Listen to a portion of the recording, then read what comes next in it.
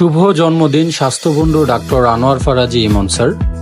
1 মে 1980 সালে শরীয়তপুর জেলার জাজিরা উপজেলায় আফাজকান্দি গ্রামে সম্ভ্রান্ত মুসলিম পরিবারে জন্মগ্রহণ করেন। হাজী আবুল হাশেম ফরাজি ও হাজী উজালা বেগম দম্পতির 6 ছেলে ও 2 মেয়ে সন্তানের মধ্যে তিনি ষষ্ঠ।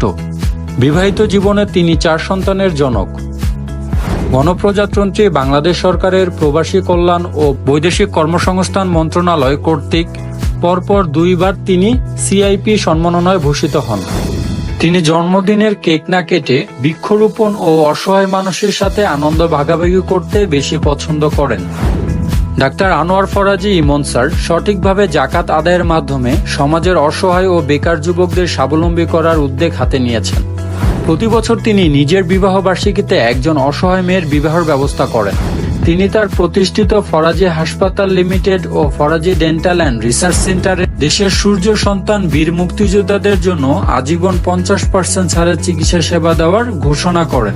ইতিমধ্যে বিভিন্ন সামাজিক সংগঠন কর্তৃক স্বাস্থ্য খাতে অসামান্য অবদান রাখার জন্য স্বাস্থ্যবন্ধু হিসাবে স্বীকৃতি লাভ করেন।